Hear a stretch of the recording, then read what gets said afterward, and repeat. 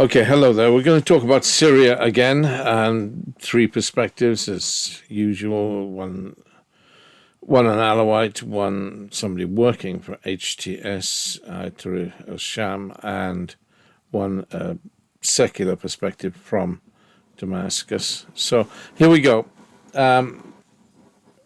Start with the Alawite. The situation is really miserable. This is actually two Alawites talking to me, two Alawites on WhatsApp simultaneously. So I had them both coming at both sides. The situation is really miserable. No one is optimistic. He has made a constitutional declaration, a.k.a. al-Sharaa, that is, or Jolani, to use his nom de guerre. He's made a constitutional declaration under the terms of which he appoints a council of individuals selected by himself to decide the names of 2/3 of the interim parliament, and he appoints 1/3 directly himself.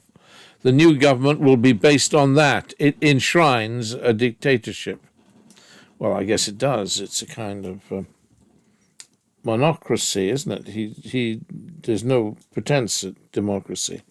Anyway, he went on. In Latakia, we were trapped inside our house. This is Muhammad, one of the two Alawites.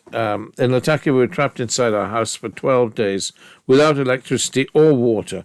In the Christian and Alawite areas of Latakia and Damascus, the cars calling people to Islam roam the streets. They're filled with jihadists of many nationalities. They're going to give them Syrian nationality in due course, allegedly. Well, I wouldn't be surprised. Meanwhile, this is the Alawite boy. We get stopped at every checkpoint. They ask, are you Sunni or Alawite? If you say Alawite, they subject you to humiliation. Thousands are still hiding in the bushes, fearing for their lives. The mass killing has stopped, but every day people are killed, 3 here, 2 there. Sometimes they arrest people, and a few days later, they're found dead. It's chaos. It's not the place to be. No one can question the president. As for the much-vaunted Kurdish agreement, there was an agreement between Jolani and the Kurds, that was rejected by the Kurds insomuch as no Kurdish human being has joined Jolani's army until today, especially after the constitutional declaration. The making of the agreement with the Kurds was a trial to cover up what had been going on in Latakia. The massacres took place in Latakia of the Alawites. After the constitutional declaration, all the Kurdish public were against it. Also, the Druze in the south of Syria are against the constitutional declaration. That's the declaration by which Jolani appoints the parliament, either through a council or directly. Mazloum Abdi, he's a handsome-looking guy, Mazloum Abdi, but youngish man. Mazloum Abdi, commander-in-chief of the predominantly Kurdish SDF, or Syrian Democratic Forces to you and me, is the American-backed group, is going to meet representatives of Jolani's Constitutional Council to see if they can implement the Kurdish agreement. Meanwhile, they're still discussing the ceasefire with the Turkish-backed SNA militia, the so-called Syrian National Army. The Turks bombarded Kurdish villages yesterday. Well, speaking to him yesterday, so the day before. The agreement with the SDF, the Syrian Democratic Forces, that's the Kurdish group, was not so much an agreement as a declaration of principles by both parties. It's more like an agreement not to fight each other. None of the points within the agreement have been implemented. They're talking about forming joint committees. However, whoever rules Damascus wants his grip on the coast. That's the Alawite areas. We understand this, but you can't send his monsters to control us. That's the guy's words. Why not genuinely merge the Kurdish forces into the Syrian army. Having a Kurdish Syrian army on the coast, he means rather than the foreign fighters, might work. Not that it would be easy to merge the Kurdish forces with the Syrian army. The Kurdish forces are 25% women. They are, actually. The fighting brigades are 1/4 women, Kurdish fighting forces. There's a long tradition of female fighting forces amongst the Kurds, and it's to this day. Meanwhile, somebody wants Jolani to start a conflict with Hezbollah. It makes sense because Hezbollah supports the Shiites. Yeah, well, I suppose Hezbollah wants a conflict with Jolani. They each heads on the Lebanese border. Yeah, it's a distraction. When it comes to Jolani, the guy is on a mission and he's remaining in place, says this Alawite guy. This week in Brussels, the Syrian representative made an extremely sectarian speech. He blamed the Alawites for sectarianism, fueling the anger of the Sunnis. They gave him a 2.5 billion euro aid package for UN-affiliated organizations in 25-26 in Syria.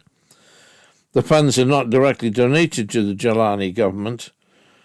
This was to UN-affiliated organizations like the Red Crescent. They brought in this guy to represent them. This is the Alawite speaking. Their foreign minister, Asad al-Shaibani. Shaibani is a... God, we had... never mind. Well, just curious, isn't it? Shaibani is a Jewish name, but... who cares about that? That doesn't matter. Asad al-Shaibani, who is relatively young. He was all politeness. But he's accused of conducting the Hasla massacre against Shiites in the Deir ez-Zor countryside. Well, he did. Gosh, what a world, eh? But that's not unusual in this government. Guys like the Minister of Justice use their own hands to kill. He's saying that, but that's actually true. In Damascus, the mood has changed. The French school is half empty. The French school is a school for richer kids, I guess. French school is half empty. People are praying in the streets with machine guns next to them. And then the other guy chips in. He said, "You remember Tamim?" Well, Tamim, I do remember Tamim. Tamim is a friend of mine from Damascus. I used to go out drinking with him, him and my other buddy, who shall be nameless. But anyway, the two or three of us used to go out of an evening. Nice guy, Tamim. I remember him very well. He's not a hugely close friend, but a drinking buddy. He's not very rich, by the way, Tamim. He's lost all his money in the collapse of the Lebanese banks. He was rich. He's now poor. But anyway, you remember. So Tamim is, I guess he's Sunni. Yeah, it must be Sunni. Okay. So Tamim, you remember Tamim? He said to me, in Yafo, next to Damascus, Tamim was at a checkpoint. They asked for his ID, and he said he hadn't got his ID. So they said, "Put the code in to open your phone and show me your phone." And they made him open his... This is at the checkpoint, because he hadn't got any ID, so they made him open his phone to see what...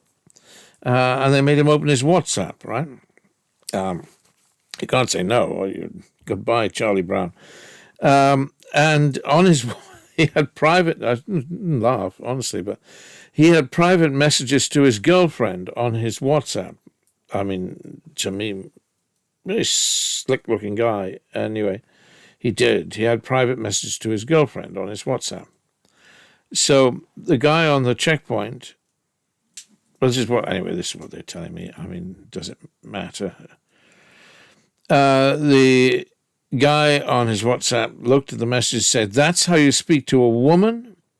Said the man on the checkpoint, and he spat on him. And had Tamim reacted, as happened so many times, he would have been dead, of course. But the guy said, "Get into your car," the guy at the checkpoint said. and Tamim was allowed to leave.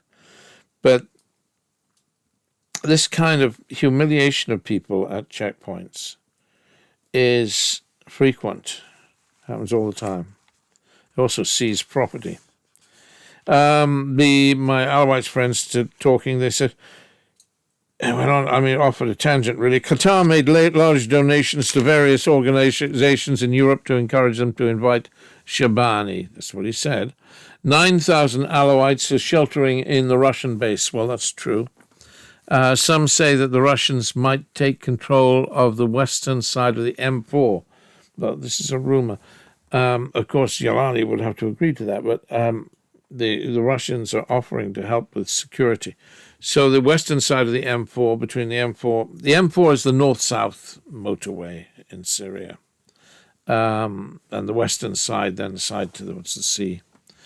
The Russian, this is the Alawites talking, these two Alawite boys talking to me, chatting to me. The Russian military police would be the ones to do that, and they are Chechens. Obviously, they're in Syria, not me. I'm outside. Again, WhatsApp. Russia is concerned about the influx of jihadis from Central Asia. Russia does not want Syria to become a factory for jihadis. People come because they hear they can pick up salaries of $400 to $600 a month in Syria. Then he goes off at a tangent. You can only imagine what they're doing to the 1,000 women they've arrested. Well, you know about that. That's when these massacres were taking place in the Alawite areas, they didn't massacre the women. The younger ones, they just took. In Idlib, there are entire villages composed completely of non-Syrians. The influx of jihadis is of immediate concern for Russia and in the longer term for China. They're trying to filter access by putting up checkpoints. Well, this is what these guys are saying anyway. But the real concern is the Constitutional Declaration. Everybody's got their knickers in a twist about the Constitutional Declaration. The President shall form a Supreme Committee to elect 2/3 of the Parliament, and the President himself will appoint 1/3. This is for the next 5 years, but it can be extended based on the stability of the country. Well, yeah. Disturbing. We have more than a dictatorship, a monocracy, true one-man rule in Syria for the next 5 years and forever, probably. Now, here's a view from a guy who was HTS. The guy who I call HTS, and I've been calling HTS in all the discussions, has shifted his position. Actually, the secular Syrian viewpoint, or the secular viewpoint you're going to hear in a moment, is more pro-HTS than the HTS. Anyway, the HTS guy, so this is a guy, he's not an HTS fighter, he's a guy who works for HTS. All right. That's what he is, anyway. They're using the power to start to build without even an election. And you see what happened with Lebanon. I've met several members of HTS. They are not looking to share power. All the positions in all the towns, all the governors and all of the town governments are granted, all the positions are granted to Ayatollah Sham. There is no sharing of power. They're still managing the government from Idlib. They collect money and send it to Idlib. There is no responsibility for any action. This is major, he said. As for security, now it's better than last week. They took back control after the attacks by the Alawites. The Alawites were trying to take control. Now the HTS took everything back. But still there is no administration.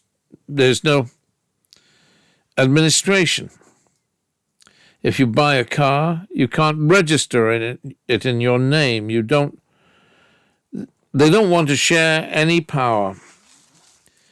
And the Russians, then he's off at a tangent again, the Russians, they're still in the port. Right? The Russians had 2 bases. and they're still in the air base, so they've still got both bases. When Trump spoke to Putin, Syria was one of the secondary issues included in the discussion. The al-Sharaa government have let Israel expand the area under their control. I was talking about Israel now, as opposed to Russia. There has been no interference by HTS with the actions both of Israel and of Turkey. There has been some engagement, however. Hezbollah has tried to intervene to make HTS a bit busy and distract them from attacking the Alawites. Security in Damascus is 95% okay, but sometimes there are attacks from former regime people. But most of the attacks are on the coast between Banias and Latakia. People are starting to get fed up. Rich people from the Sunni community are leaving. Schools are starting to empty. As regards civil life, when it comes to democracy, I don't see any difference between Assad and HTS. This is a guy a week ago who was supporting HTS. And he works for HTS. Now he's saying, I don't see any difference between Assad and HTS. You see how things change, perspective change. The HTS promised they would establish a new government. We will give them another 2 months. I don't know who we is. The Sunnis. The Europeans have asked HTS to cut the power of Russia. The agreement with the Kurds is just a paper agreement. Okay. So far, so good. Now, a secular comment. Everyone is more cynical now. He, al-Sharaa, is already in trouble with his base for even talking about democracy. They're painting up graffiti saying democracy and Islam are opposites. They want a caliphate.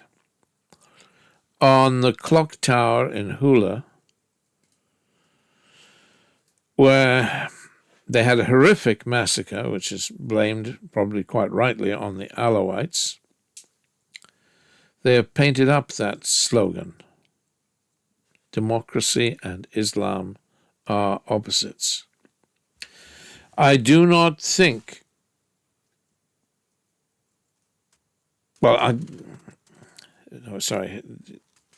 this person said, I do think he's trying to hold the country together. He can't please everyone. He can't please anyone. He made concessions to the Kurds when he was worried by the Alawite uprising. Then he infuriated the Kurds with the Constitutional Declaration.